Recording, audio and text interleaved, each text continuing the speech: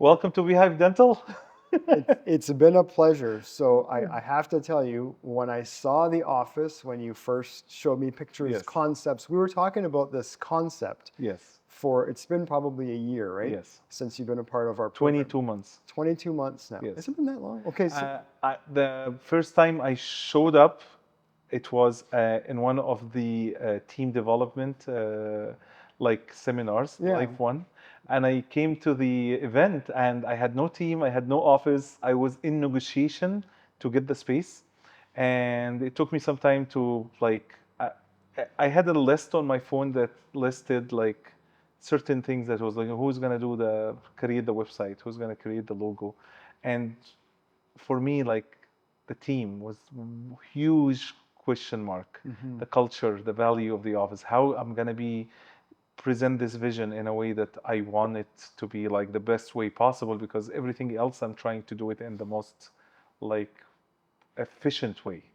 And I remember I was like like googling about like team getting the best team training for dental clinics, and I see the elite practice like the website, and I went in and I started to see all the testimonials, which is like basically what it's a full circle. See multiple like dental offices talking about their experience with the elite practice, and I remember this day I sent an email to the email was in the website, and 4 minutes later, on a Sunday afternoon, I receive a response from Christine telling me, "Yeah, sure, we can book you for like the one of the events. You can come in, get to know everyone, and meet Dr. Biasucci, and like we'll see how things will go from there." I was like, okay, like this alone made me feel like okay, there is a structure that is behind the just not just claiming things online, and I will go and see how things will go. So this was 2 years ago when I met you at this event and I told you I'm looking forward to build this office. I want to do it the best way possible. I want to create something a little bit different than the standard way of creating like a healthcare facility. I want to be a little bit more than that. And you told me like, okay, uh, for the time being, because when I attended, there was not, there was one table that has all the leftovers of the other teams. If like just one admin in or just the office manager or something, they put them on one table. I was sitting there, I don't know anyone, sitting at the very last table on the event, sitting and waiting to see like to understand what this is all about. So I see if this is something that are going to be beneficial from. And the accommodation you had with me is like, okay, once you're about to actually start, because the cycles of the training with the elite practice, it was like just let us know that you're already in about to start the process of hiring and training and all this, so we can start on the right cycle around April when things start basically on the. I know now elite is developed into something way bigger and more advanced and covering a lot of different aspects, and Christine is even promoted now to do more stuff, like she's handling the events and stuff. But at this time it was perfect for me because I continue to have an access to the information, and once I start the hiring, this is when actually everything start together, like the team training and knowing more about the culture and the vision. And I believe you have like an amazing foundation that like any dental office want to actually have something solid to work with, they have to rely on. But we always have to tweak it to the nature and type of team. Whether it's going to be an office like Beehive Dental or small office with like two ops and you want to just run it in a smooth way, there is a way to expand or modify whatever you are utilizing from the information, which is a huge database of covering almost everything, and tweak it in a way that fits perfectly to your dental clinic at the end. I think you've covered it very well in that. And I remember that first workshop that you came to, Yeah. the first time we met, and you were telling me about, okay, because we had talked once before, you had this concept for Beehive Dental, Yeah. and you sent me a business plan, you sent me some Yeah. ideas, and Yeah. this is kind of like what I'm looking at. I thought, okay, I mean, a de novo in Oakville, okay, I mean, can be done, but Yes. it's not exactly the easiest Yes. market. You've got a really big sort of vision here, Yes. but the thing that struck me when we first met was that you were really passionate about it. Yeah. and you reminded me a lot of myself. And I told Christina, so I'm like, he's going to be successful because he's a lot like me. He's a dog with a bone on things that matter. Yeah. And he really wants to like see this through. I'm like, let's see what happens. And so I remember the first thing that we talked about as you were ramping up into the practice. I mean, obviously we'd seen the concepts, we just hadn't seen the Yeah. building standing Yeah. or the practice So finished just as few it is. renderings, I Yeah. remember, yes. Some renderings and some Yeah. sketches. And, Yeah. but we talked about the team, and you spent a lot of time on the team. Yes. I know that I think we were helping you recruit team members Yes. as well. Yes. And you really were careful about the team Yeah. that you started with. Yeah. That I believe that no matter how amazing you are as a dentist, if you think that you are doing the best job, you're better than 99% of other professionals in whatever you're doing. If you don't have a great team around you, you're gonna fail. I'm not gonna say you're gonna have a hard time. You are not gonna be able to actually succeed to the level that you are looking for or ambitious about, because you are not the one who's gonna pick up the phone. You are not the one who's gonna greet the patient who comes in for the first visit. You are not the one who's actually have any new patients. Mainly 99% have the perception that they would come in for a cleaning appointment and then they get the exam done. And this is the case since we opened. Like I would say 70 to 80% of the patients coming in, other than emergencies, are basically coming in for an exam after cleaning appointment. So they already called the office, spoke with the admin team or the office manager, booked the appointment, show up to the appointment, greeted by the person in the front, got their cleaning appointment done, and then you show up. If they already had a bad experience in this process before they meet you, you will be very hard for you in the 10, 15 minutes you're going to sit and talk to the patient to change this. There is no way. So that's why I'm saying that I believe that the way that the selection process of the team and work that works with you is the most crucial part. You can build a very nice office with a high ceiling and nice view and the music and sound system and the nice smell and the amazing, like everything can be perfect. But if they walk in and someone is like sad and grumpy in the front or pick up the phone and doesn't even care about booking the appointment for the patient. That's why I basically witnessed the phone like the chapter about the phone mastery skills on, and it was amazing because the fact that you said that there is like a good portion of businesses that the person who's answering the phone is pushing, not even neutral, like doesn't even do some effort to bring the patient in. They actually pushing them away. Like they actually give enough bad experience over the 5-6 minutes of the patient calling, inquiring about something, a little bit hesitant whether this is the right office for them or not, looking forward to know some information, and they have the perception when they call that the person on the other side should know everything. So this is not the case, and most of the time the questions asked doesn't have an immediate answer to them, especially if they ask about some clinical like issue that they are dealing with, like a tooth that hurts or something. And if you didn't know how to handle this over the phone and still make the patient convinced that this is the right place for me, maybe I don't have all the answers, but I believe when I come in, there will be someone who's capable of taking care of this problem for me. This is not there.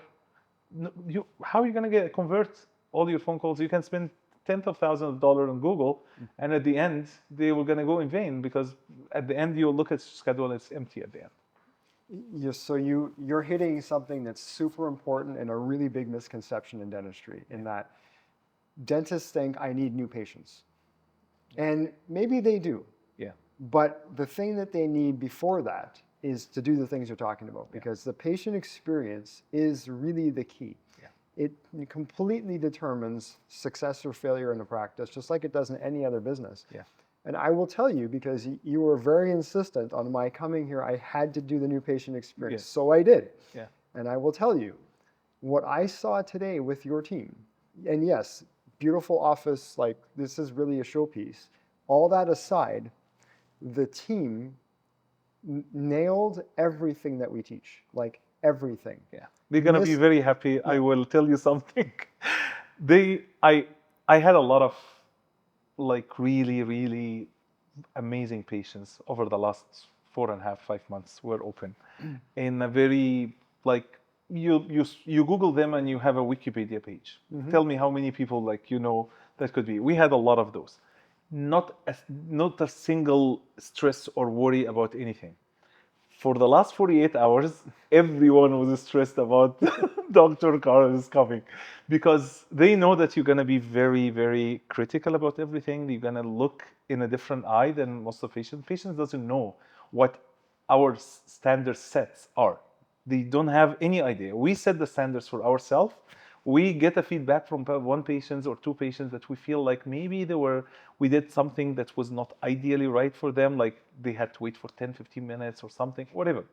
And we feel like, okay, maybe they were not, and they write like an article review or 5 stars review about it.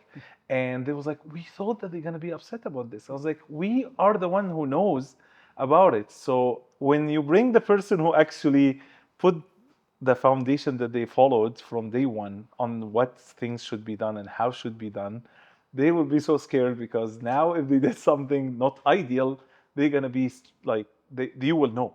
Can tell right away. This is not what is in the training program, and it should have been done. So for you to say this, I'm sure they're gonna cut this part, and we're gonna say like, you cannot tell us that we didn't do our job properly because Dr. Biasucci is saying that everything is perfect. So thank you so much for this, but I would, again, as I said, like you have the foundation of what should be done, and we do a little bit extra on top of it to try to make it as like, even if things didn't go ideally to our standards, if it is a little bit step or two, still within a very high standards. Yeah. So in the hiring process, I spent 5 months before I opened. I had this advantage as well that a lot of offices may like already seeing patients and they're like they cannot just like let go of someone and bring someone else. And I think even if I was having a running business, I would actually invest it into, at least would be even less because I had to hire my team, the people that I trusted and I could tell that they're going to be an amazing part of Beehive Dental for 5 months before we even opened. They were actually starting to come into a meeting, have to get to know each other, watching the videos, learning about how the vision and culture of this place is. I had hours and hours of just sitting down with them and tell them, this is what I envision. This is how I do my work. This is how fast I am in certain procedures. This is how I like to do this certain like sequence of certain cases. It may seem like a really little stupid things, but I had a team on the day we opened and start to see patients were already aware of 70 to 80% of my vision and my culture and my skills that I'm capable of doing. So when they had a phone call or some inquiry, can you do this? Your office, like the service is covered here. They had the answers right away. And this doesn't also only involve the admin team, my assisting team, my hygiene for sure, which is very important for them to know exactly how I judge and evaluate cases. Like dentists are different and their level of assessment of certain procedures and cases is different from one dentist to another. So to tweak and adjust this, if we started from the day I opened without this 3-4 months before, it would have been a very tough time because a lot of conflicts would have happened between me and the team, whether the clinical or non-clinical, and it will for sure cause some damage that we will have to correct and learn from. But we try to minimize this amount of like problems as early, as efficient as possible before we even start to see our first patient in the office. Yeah, it's super important that you bring that up. Most offices, especially startups, will look at what's the cheapest route I can go here. Okay, I need people to start on July 1st. I'm going to hire them like on June 28th. Yeah. It's like you hired people 4 months, 5 months before you actually were going to open so you could train and lead and create the vision and the culture and the brand came together so that when you open, it was just like, okay, today we're answering the phone. But everything else was already in place. And as a testament to that, I mean, I hope you don't mind me sharing, but you guys have clocked 100 new patients a month per month that you've been open. That is like for a startup in Oakville, in this market at first. So if people watching this don't understand this market, that is hard to do. Not only is it hard to do, I would argue it might even have been impossible to do if you didn't take the steps that you did. Because as you noted, if your team wasn't ready, So when I came in here today, there were 2 celebrities also in the office. Yes. That doesn't happen if you don't have your stuff together, right? Yeah. If the team is like, oh, gee, I don't know if we do that, or they seem less than on the ball. Yeah. Like you noted when you reached out to us, you got a call or a response, like basically immediately. Yeah. And your team is doing that with your patients. Now, you said you've taken some of the things that we teach and you've tweaked them a little bit, and I've seen that. And you have to adapt it to your style, to your vision. And I don't want you to give us all the credit. You've done a great job of making those adjustments, because I'm seeing what you did and how you did it and how you pulled things together, and you've done a fabulous job. Thank you. So by doing that, it's no wonder to me that you're where you are. So I was mentioning, I was speaking to a group from Henry Schein not that long ago, actually just last week, and I said, because one of the things they wanted me to share was testimonials about what we do. Yeah. I said, well, have you heard of Beehive Dental? I knew that they did. Yeah. But like literally half the hands in the room went up and I'm like, okay, this is an office who did what we teach. Yeah. And not just some of it, but like literally they didn't miss anything. Yeah. So I was really careful in the hygiene visit. Yeah. Watching, okay, how do we do that? How do they present it? And even though I basically gave you guys, this is what you do and how you say it, you still did that back to me, but it was perfect. And to me, to see that, it's like, wow, so many offices that we work with, they start to change things that matter. Yeah. Like, oh, we don't need to do that. We don't need to do that. We don't need to do that. But when you start doing that, you dilute the experience down such that now it's not memorable anymore. Yeah. This office, your experience is memorable. Yeah. When a person leaves here, even if you gave them bad news about their dental health, they're still going to go and tell 5 people, because it's like, wow, this office is really nice. The people are awesome. They care. Those little touch points people will not miss. So that's fabulous what you guys have built. Thank you. Thank you so much. So we're still early in the journey, and I know that exactly what you're talking about the other offices that I've seen this. Like, the point is, I've been practicing for close to 20 years now, 19 and a half, half of them in Canada. And I think I learned from the offices I worked with, and even the offices that colleagues been working with and telling me stories, a lot of things to avoid more than the things I should do. It's once you get into this comfortable level that you already had enough number of patients that covers your hygiene, with like the window of expansion become a little bit minimal. What I've seen, whether it's 12 ops, 20 ops, 50 ops, or 3 ops, it's okay, how can we tweak this in order to make the most profit out of it? How do we really need to do this? Do we really need the bag with the logo on it? Do we really need like an envelope that have all the information? Do we really need to do this prints or invest in this like event to be sponsored in? Or the socks that are Or the socks, yeah, exactly. These little things. So I start to see like the curve that is very, very minimally, gradually going down, but they don't see it most of the time. But after like a couple of years, you were in this point, and now you become like 8, 9, 10% less than the quality you used to provide. And as I told you when you were on the chair, patients do not necessarily have an issue most of the time with the dental work itself.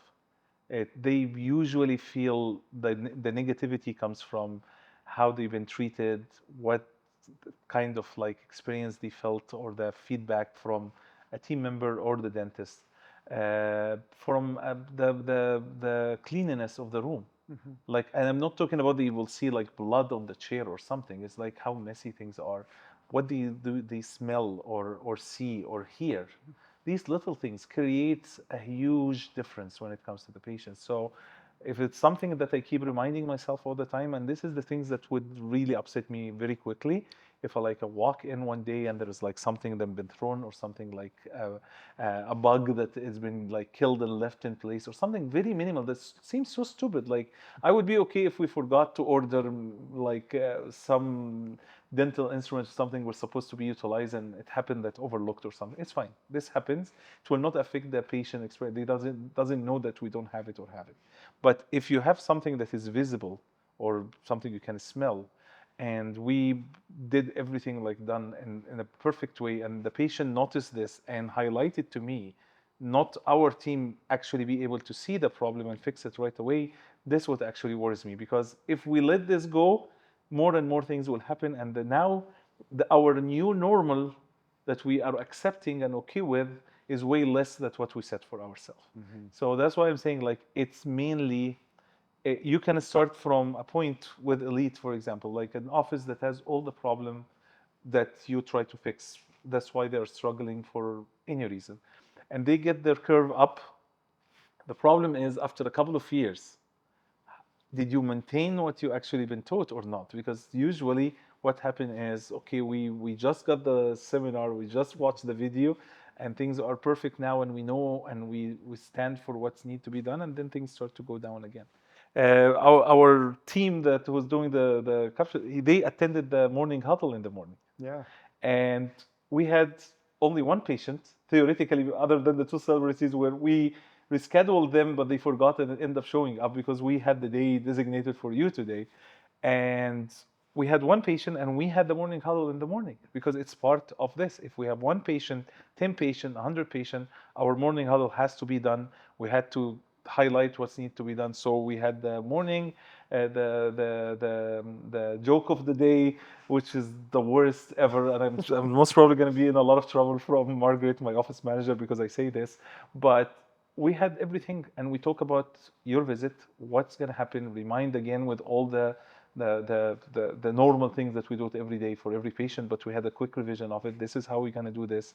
Now the difference is we have an interview going to happen after, so how are we going to handle this, where are we going to, little things. And again, you don't try as much as you can not to like distract yourself from the basic guides and rules and regulation that you set for yourself. This is how I'm going to operate the business. This is how I'm going to take care of our patient. We revise every morning our the vision and culture like highlights that we have for ourselves. Like we have 5-6 points that we have, and every morning we ask the team randomly to say one of them, and it's repeated, and it's become like didn't miss a single day without doing it over and over and over again. May seem boring, but at one point it will click with some of the team members, like think about what he just said, and just not something that you memorize. You have to make a decision that stands to meet the rules and the brand that you actually created for yourself. Your patient deserve your best care. We keep repeating this every morning, and it it changes things once you say it out loud. It just gets more and more imprinted in the vision and even the psychology of every team member doing this. So I I believe that it's not something that you just learn once and hope that it will continue to be applied all the time. It's an ongoing process, and always all the time is going to be curves up and down. But the most important thing, once you feel that something is not going the way you want, you just push things a little bit to go back to the right track and keep moving from there. Hopefully in a couple of years we'll look back and we'll see like this been maintained and even improved over time. But the foundation, as I told you, that I got from and I didn't watch every single video. I have to be honest with you, but my team watch every single video that's related to their part. So the admin team did this, the hygiene team did it. My office manager watch everything so she can actually guide the rest of the team in it. And I am part of the team that is actually, sometimes she can come and tell me like, I think we should do it this way. And if you think that, okay, it's my business, it's my office, I should do the things the way I think it is. I don't care if this doesn't follow the bigger vision that we have. You're going to get into trouble as well. You need to listen to everyone, especially the key players that can see the full picture, that have the direct contact with the patients and direct contact with their experience. Tweak things in the best way possible as well. You bring up a really good point about the need for intentionality to maintain your edge, because you're right. Things like, if we are not very careful about continuing, just something simple like the morning huddle, right? About that focus on what is our culture, what are our values, why are we here? and continuing to train, continuing to repeat things. You might think, well, we've heard it before. I know it. Yeah. You know, I give this example many times in workshops. It's like, you know, every time I have had a dental assistant say, I don't need a checklist anymore, is the day they start forgetting something. Yeah. And it's a one thing, and it's a different thing every room. Yeah. And then we're back to like, where Yes. are we here, right? Yeah. So that training, that constant repetition, that going back to the well to continue to level up is the only defense, the only defense really that you have between starting to regress back to average. Yeah. If you get to average, then like this is not an average office where you are right now. Yeah. To see it go to average would be terrible. Yeah. And what would end up happening is, well, you know, you lose your edge. Yeah. Now you don't have that draw. You don't, and you know what it looks like Yeah. because you are obviously so careful about it. Yeah. But you know, for anyone watching this, like that's how you get there. If Yeah. you're wondering, like, gee, how did my practice plateau? How did I get to a Yeah. place where we stopped growing? At some point or another, you stop training. You stop putting a focus on growth. You stop putting a focus on culture and leadership and all those things that matter. Yeah. And then you flatline. Yeah. Yeah. So you're right. Yeah. Keeping your foot on the gas is Exactly. the key here. Right? Exactly. Yeah. And be aware of all the, because things will happen and you will have to adjust and tweak things in a way that helps the business to keep moving forward in the best way possible. COVID was a great example of this. Like things will always happen. Like people think that everything will stay like stable. It's like no curves, nothing happens, no issues, no challenges. There's always going to be something happening negatively or positively impacting this. And the offices that actually have a system in place that will be able to implement it and tweak it in a way that make things survive. But if you don't have a system to begin with, at the least amount of like any impact like from any side will shake the whole foundation and make it very hard for you to come back. So yeah, as you said, like it's easy to have a nice, clean, good-looking, aesthetically pleasing office, but again, without the foundation in, without the right team in, things will not actually improve. Maybe not gonna be like negatively impacted as quick as if you don't have anything at all. But you have to be able to utilize this as a tool to help you to give the best quality experience for your patients. And it's all about humans, about the personal experience. This is the most impactful part of this whole culture. And this is what, as you said, stays in the memory of the patient who comes in and finish the appointment and leave, how they felt when they were in this space. They will remember the nice coffee machine and the like cozy blankets and like The warm towels. yeah. Okay. But again, without an experienced, smiley, friendly team members dealing with them in the best way possible, they most probably not going to have a memorable memory or kind of loyalty to this place, because now we are in time. The reels is like 10, 15 seconds. People have very short memory. They are not attached to things as it used to be. They don't have this level of like, oh, I've been going to this store for like the last 10 years. I like the owner. He like take care of his like sibling, whatever it is. Like there is a story behind and people attached to it. So they keep going to this one service or this one business because they believe that they are actually doing good by going there instead of going to like a big like superstore or something. It almost doesn't exist anymore. People now basically like scroll and find something interested in, just buy it, and 15, 20 minutes later, they don't know the website, they don't know the company, they just felt the need to do something and they did it and done.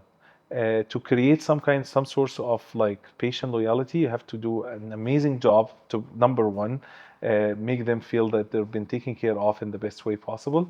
But in addition to this, you have to create a memorable experience for them, a wow experience, as you say. And I didn't have a one single wow thing. I added a little bit of wows in every single step, and I get surprised sometimes. Like, I think the patient will be already like amazed by the eye mask or the neck pillow or something like this. And you imagine, I had a patient last week. He said, the main reason this place is amazing that the minute I walk in, by the time I sit down, you take me to my room.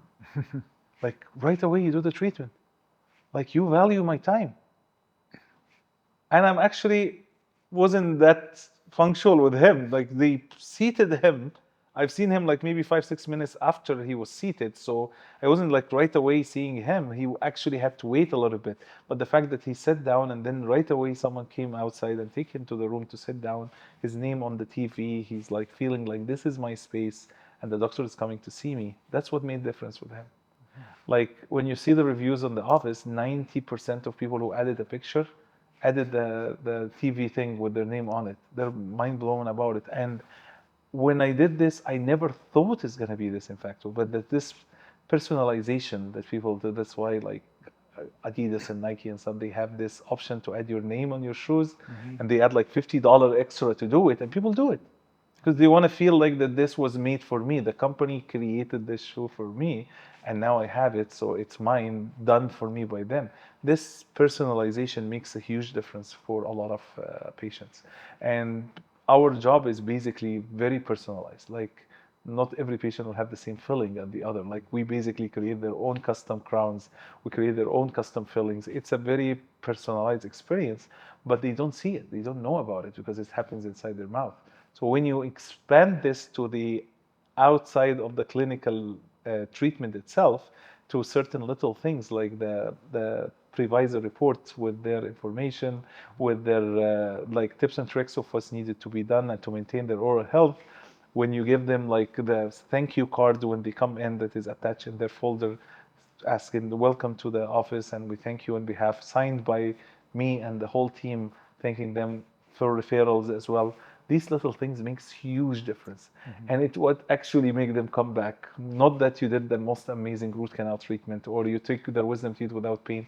They will love this and appreciate it, but what stay and stick in their memory when they come back, and they always tell me this, it's basically the experience, how they felt when they come in and have the interview, the appointment with the dentist, and how they felt around the team and everything like this. So that's another point also I think could be very useful from our very limited time at the Beehive Dental so far. Maybe in a couple of years I can expand in other things because we keep learning, tweaking, adjusting in a lot of things. Not everything was nice, easy, clean, quick.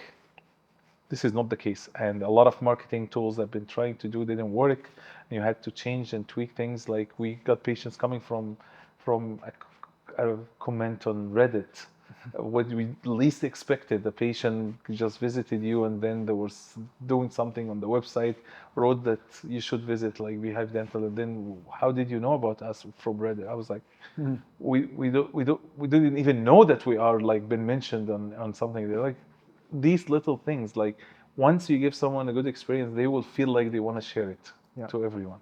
It is the thing, it's not a little thing really, because truly convenience is a must, but the experience is the thing that sticks, as you said, right? And it's the experience that causes those reviews to happen. And people don't put enough, our profession does not put enough emphasis on the critical importance of the experience, because like you said, you're not doing like extravagant marketing. No.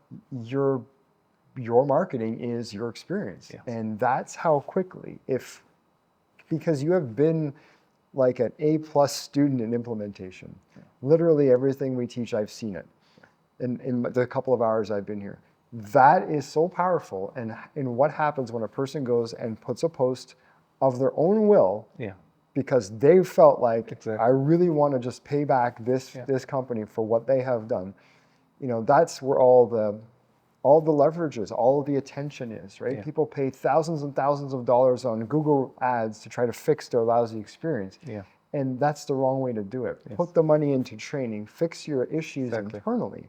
Then you probably don't need the ads in the first place, because people will talk. Right? Word of mouth is like when you start a business and you have a proper selection also of your patients and the clients that you want to serve, and they are happy, and they start to bring people that like the same mindset and say like, because people tend to know others that are in the same mindset and the same like state. So once you do this properly, at certain point, it takes time, but at certain point, you will rely on the word of mouth from one patient to another.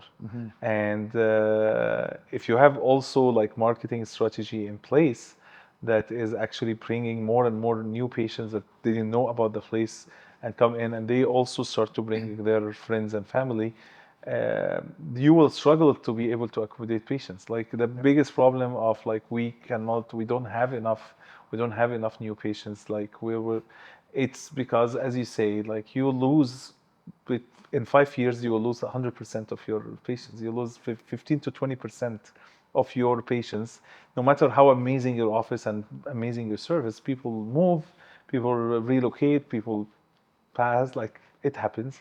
And you will have the number, if you have the same number of patients without adding anything to them, you're going to lose most of them within 5, 6, 7 years.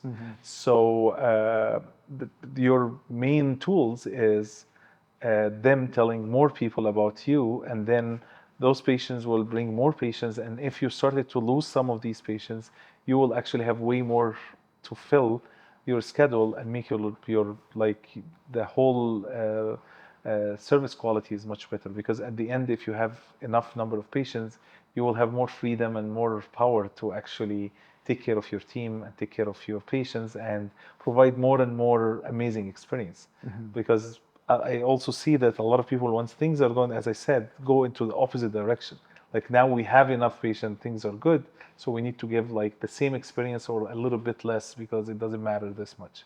So it's the expansion can be, and I always see it as like the curve you see in the compound like interest that you see in it's exactly the same with patients. It's going to be very slow in maybe the first like year or 2 or 3, depends on how the level of growth you have. But you reach a certain critical point when you have enough patients that they talk with other potential new patients with a certain number, that you get new patients more than you can actually like accept, or more than what you're actually looking for. But it's a process, and it needs, as you said, like to be on top of everything, to implement everything into the system says. And the maintenance is always the most important thing. It's like I did everything right from the beginning. I tried to do it in 150%. But when things start to go a little bit right and left, you have to get everything back in place and make sure it's in the right track. Yeah, that's a good point. So your job is to keep that standard, right? Yes. So you took the team that you had when you started in an empty office, and you set a standard. Yes. And now, as you rightly pointed out, the goal is not to let that standard drop, and if anything, to keep improving it, but for sure not to let it go the other way. Because you're absolutely right. You know, once you get to that place of critical mass where you've got enough patients and the referrals are going, yes, you can add marketing to it. Marketing amplifies what you're doing. If you've got a great experience and people are naturally wanting to tell others about it, your marketing only adds fuel to the fire. If you have a not so great experience, your marketing dollars are wasted. So you've spent the time and the energy in the right places, and obviously it's paid off. So I'm super excited for you. I love what you've built here. Thank you so much. I was excited to tell other dentists about it as well, because it is just another reminder and a testament to how important it is. Yes, you're a good dentist. Yes, you care about the work that you do. But the bottom line between you being a great dentist and being a successful dentist is all those other pieces that many dentists think are not important. The business aspect of the profession is what nobody ever taught us in school. And I've been in different schools, in different continents, in different aspects of like career. I worked in so many different settings, whether like awake or sedation. I believe like I gained a lot of clinical skills, but I had zero business skills. And I owned like 2 different offices in 2 different continents, and it was the same issue. You think you know what you're doing, but once you look at the fundamentals of the business aspect of things and what works and what doesn't work and how you should run a successful dental clinic from looking at every aspect. Mainly the look is spending and financials and the clinical experience. There are a long list of other things that you have to, and they directly impact those two. So if you don't look at the full picture and look just narrow the look at these two, it will end up to, you will find that these two main aspects that you focus in are whether stagnant or sadly going in the wrong direction because the other factors are not in place to help it to move in the right direction. And that's what really I appreciate about elite practice. Like I, you even cover the clinical part. Like you have a few videos, hours of videos that you sit on the chair, dental chair, with Christine as your assistant, and you talk about, well, how you should do the clinical work properly to be efficient enough to actually affect the business aspect of it. But there are full chapters of the non-clinical aspect and non-financial as well that is clearly telling everyone what you should look at around your day as a dentist, as a professional, healthcare professional working in the patient's mouth, that you have to look at and improve and excel in order to be able to focus on this part and enjoy it without the headache of dealing with a lot of things that it's whether you don't know anything about or you have your own perception that it should be done in a certain way and then you discover that this is not the right way. Actually, I was doing the opposite of what I was doing. And I can talk about a lot of these things, like when it comes to hiring and training, and the fact that you think that you can save $1 or two just to get someone without assessing them properly, without knowing about their motivation, their cognitive ability, and their personality, which make or break any kind of business. Like you have to be aware of the people that you're going to be working with day in and out. You have to actually enjoy coming to the work in the morning. You're going to see the patient maybe once every 3, 4, 5 months, depends on how like their needs for dental care. But your office manager, your assistant, your hygienist, you're going to work together day in, day out. You're going to see each other more than what you're going to see your family. So if you are not having the right team around you that you actually care about and want to contribute positively in their life, you're wasting your time. You're wasting your life. It's going to be like a miserable coming to the work, miserable leaving. It's going to be always tension and toxicity. And this is what I've seen in a lot of offices, that it's not the best experience. Everybody's caring about their own selves and just, I want to clock in, clock out. That's my day. I'm done. Have a good day. There is no much care about what you're building here. And everybody feeling that we are going together in a journey and we are trying to make sure that we are going in the right direction. And I genuinely feel like that once we achieve something, we set goals for us throughout the whole journey. Like we did this, now we need to get to this the next step. It's not financial most of the time, like almost never financial. It's like mainly we got this number of people like been reviewing us positively. The next step will be to do this certain way, or we managed to do some kind of like program that we have whitening program, for example, for the office. So see how many will be interested to. It's a free program for the new patients. We give it to everyone, and once they finish their treatment plan, they get it. So we want to see how many patients that fully cavity free got everything taken care of by the end of the month, and they just become on the hygiene program after. So we keep setting goals, and I think I can guarantee you some of my staff and members got more excited about certain milestones than me, because I'm always worried about something or there is thing that needs to be taken care here or there. But those who are focused on their own parts in their like in the full pictures, I feel so proud when they actually come back and they say, we did this and we are very proud of. And we try to do this and try to grow and try to add more members. But it's not easy because you have to bring people that have the same mindset and the same mentality. And it takes time, but again, following the guidelines that everyone learned from your program makes much easier, more predictable. Like there is no surprises most of the time.